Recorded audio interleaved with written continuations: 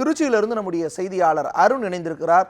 அருண், தற்பொழுது திருச்சி மக்களுக்கு இந்த விழிப்புணர்வு எந்த அளவுக்கு இருக்கு? இந்த தடுப்பூசி குறித்து அவர்களுடைய அச்சம் என்னென்ன பதிவு செய்யலாம்? திருச்சி மாவட்டத்தை பொறுத்தவரைக்கும் பார்க்கும்போது ஏறக்குறைய இந்த பாமர்களுக்கு இதுவரை இந்த தடுப்பூசிக்கான ஒரு திட்டம் என்பதே இல்லை.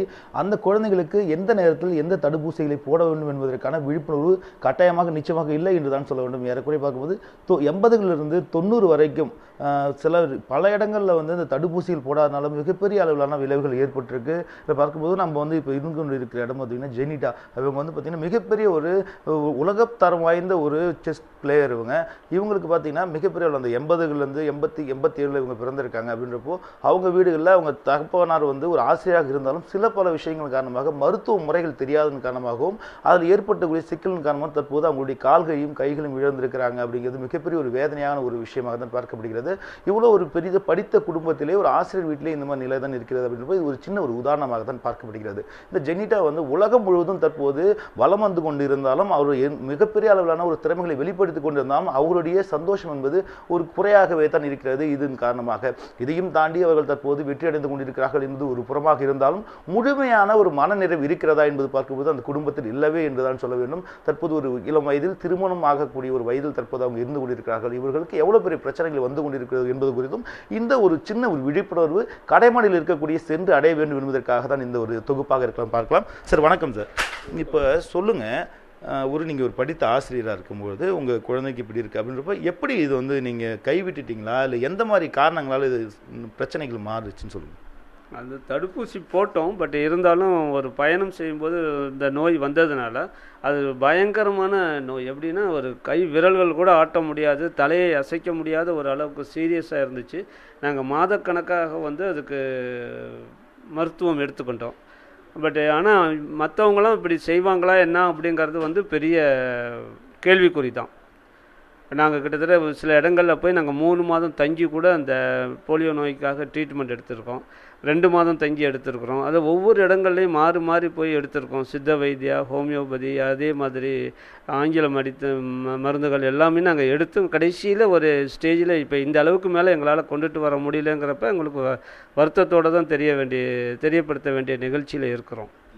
எனக்கு என்னென்னா ஒரு படித்த ஒரு நல்ல ஒரு குடும்பம் அப்படின்றப்போ இப்போ அதற்கு பிறகு நீங்கள் ட்ரீட்மெண்ட் எடுத்திருக்கீங்க, நிறையா பண செலவுகள் செஞ்சுருக்கீங்க. அப்படின்றப்போ ஒரு தற்காப்பு இது தடுப்பூசி அப்படிங்கிறதே வருங்கிற நோய்களை தடுத்து நிறுத்துறதுக்கு அந்த இளம் பருவத்தில் போட்டால் மட்டும்தான் அது போகிறதுக்கான வாய்ப்பு இருக்குது. அப்படின்றதுக்காக தான் ஒரு அரசாங்கம் சொல்கிறாங்க. அப்படின்றப்போ இன்று அரசு மருத்துவமனைகளாக கிடைக்கலாம். அன்றைய காலகட்டங்களில் தனியார் மருத்துவமனைகள் மட்டுமே கிடைச்சிட்டு இருந்துச்சு. அப்படின்றப்போ இப்போ உங்களுக்கு எப்படி இருக்குது? இப்போது இவ்வளோ பெரிய சாதனை படைச்சிருக்காங்க அப்படின்றப்போ அதை தாண்டி இப்போ உங்களுடைய மனம் எப்படி இருக்குது? ஒரு நிறைவு இருக்கா?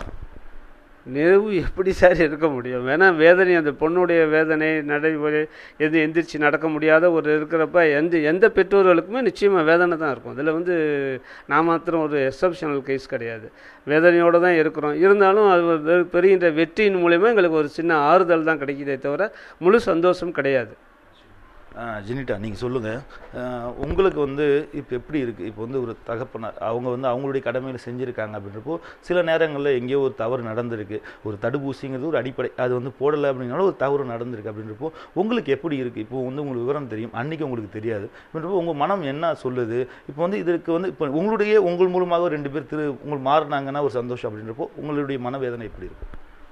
கண்டிப்பாக அதாவது என்னை பார்க்குறவங்கனாவது இனிமேட்டு இன்ஜெக்ஷன் போலியோக்காக இருந்தாலும் சரி, இல்லை வேறு எந்த ஒரு தடுப்பூசிகளாக இருந்தாலும் எந்த ஒரு நோய்க்கும் தடுப்பூசி போட்டு அது வராமல் இருந்தால் ரொம்ப சந்தோஷமாக இருக்கும்.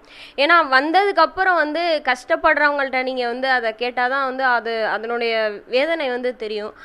ஆனால் அது வராமலே இருக்கிறதுக்கு கவர்மெண்ட் எவ்வளோ ஸ்டெப்ஸ் எடுக்கிறாங்க. ஸோ அதெல்லாம் நம்ம கண்டிப்பாக அதை ஃபாலோ பண்ண வேண்டிய கட்டாயத்தில் நம்ம இருக்கும்போது அதை கண்டிப்பாக பண்ணி தான் ஆகணும். பட் இது தெரியாமலும் எவ்வளோ பேர் இருக்கிறாங்க இதெல்லாம் இருக்குது அப்படின்னு. பட் அதை தெரிய உங்களை மாதிரி மீடியாக்கள் தெரியப்படுத்தினா நிச்சயம் அது நிறைய பேத்துக்கு தெரிஞ்சு யூஸ்ஃபுல்லாக இருக்கும்னு நான் நினைக்கிறேன்.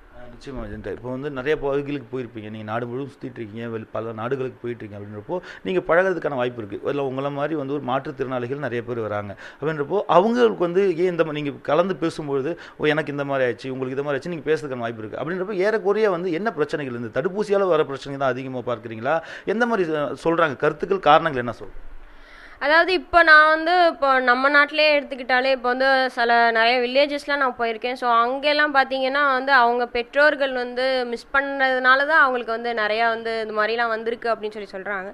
பட் ஆனால் அதனால் பாதிக்கப்படக்கூடியவங்க அவங்க தான். ஸோ அப்போ வந்து அவங்க பெற்றோர்கள் மிஸ் பண்ணதுனால பாதிப்புக்குள்ளாகக்கூடியவங்க எவ்வளோ கஷ்டப்படுறாங்கன்றது அவங்களுக்கு தான் தெரியுது.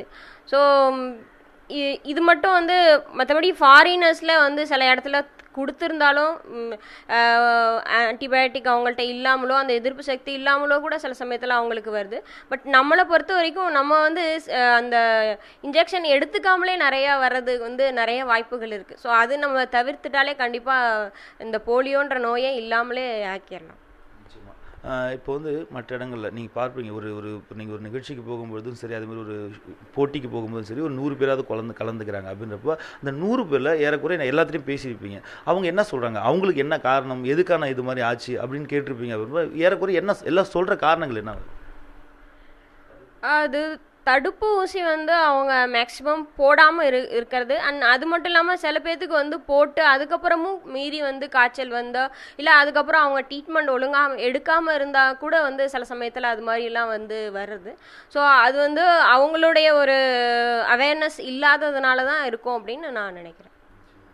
இப்போது வந்து எவ்வளோ பெரிய சாதனைகள், நீங்கள் வந்து ஒரு செஸ்லையும் சரி உலக சாம்பியன் 2-3 தடவை வாங்கியிருக்கீங்க, அது மாதிரி நேஷனல் நிறையா வாங்கியிருக்கீங்க அப்படின்றப்போ இந்த மகிழ்ச்சி இப்போ வந்து இது உங்களுக்கு குறையில்லைங்கிறது உங்களுக்கு ஓகே. இது வந்து பல பேர்த்துக்கு இப்போ வந்து நீங்கள் ஒரு விஷயத்தில் சாதிச்சதுனால இது வந்து உங்களுக்கு ஒரு குறையாக இல்லாத போகலாம் அப்படின்றப்போ மற்றவங்களுக்கு எப்படி இருக்கும்? இப்போ உங்களுக்கு அந்த சந்தோஷத்தை எப்படி உங்களால் முழுமையாக வந்து அதை ஏற்றுக்க முடியுதா, இல்லை உங்களுக்கு இதனால் வந்து உங்களுக்கு வேதனை ஏதாவது இருக்கா? மனவேதனை அப்படிங்கிறது இருக்கத்தான் செய்யும். அப்படின்றப்போ இது மற்றவங்களுக்கு இருக்கக்கூடாதுங்கிறதுக்கான இந்த கேள்வி தான். இது எப்படி இருக்குது உங்களால்? என்னதான் நம்ம வந்து சாதிச்சாலும் வந்துட்டு நம்மளால வந்து ஒரு எவ்வளோ இது பண்ணினாலும் அந்த சூழ்நிலையில் நம்ம சந்தோஷம் இல்லையே அப்படின்ற ஒரு எண்ணம் இருந்தாலும், பட் எவ்வளோ பேர் நல்லா இருக்கிறவங்களும் வந்து இவ்வளோ சாதிக்கலை. ஸோ அதனால் வந்து நம்ம சாதிச்சிருக்கோம் அப்படின்ற ஒரு எண்ணத்தில் நம்ம வந்து நம்மளுக்கு கிடைச்ச லைஃப்பை நம்ம நல்லா வாழணும் அப்படின்றதோட எண்ணத்தில் இருக்குது.